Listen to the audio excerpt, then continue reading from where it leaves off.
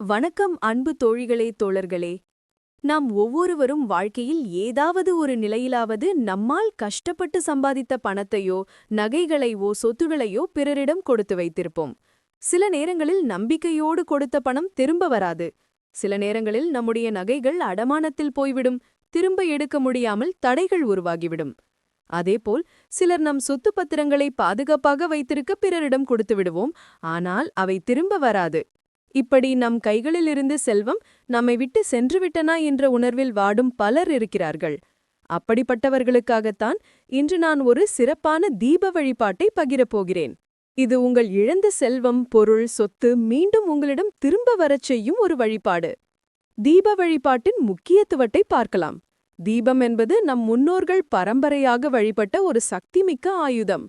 யார் வீட்டில் தீபம் தினமும் எரிகிறதோ அந்த வீட்டில் நேர்மறை ஆற்றல்கள் பெருகும், எதிர்மறை சக்திகள் விலகி ஓடும்.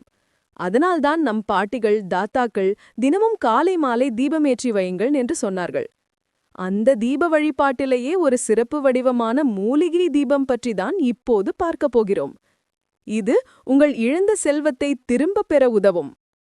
ஒரு சிறிய பூசணிக்காயை எடுத்து அதை நடுவாக நறுக்குங்கள். உள்ளே இருக்கும் விதைகள் மற்றும் உள்ளமைப்பை சுத்தம் செய்யுங்கள். இரு பாதிகளிலும் மஞ்சள் குங்குமம் தடவி சுத்தமான நல்லெண்ணெய் ஊற்றுங்கள். பஞ்சு தெறியை வைத்து தீபமேற்ற தயார்படுத்துங்கள். இந்த தீபத்தை கிழக்கு அல்லது வடக்கு திசையை பார்த்தவாறே வைத்து ஏற்ற வேண்டும். ஞாயிற்றுக்கிழமையில் ராகுகாலம், யமகண்டம் தவிர எந்த நேரத்திலும் ஏற்றலாம். இதில் தவறாமல் அசைவம் தவிர்த்த உணவுதான் இருத்தல் வேண்டும். பெண்கள் தீட்டு காலத்தில் இந்த வழிபாட்டை செய்யக்கூடாது.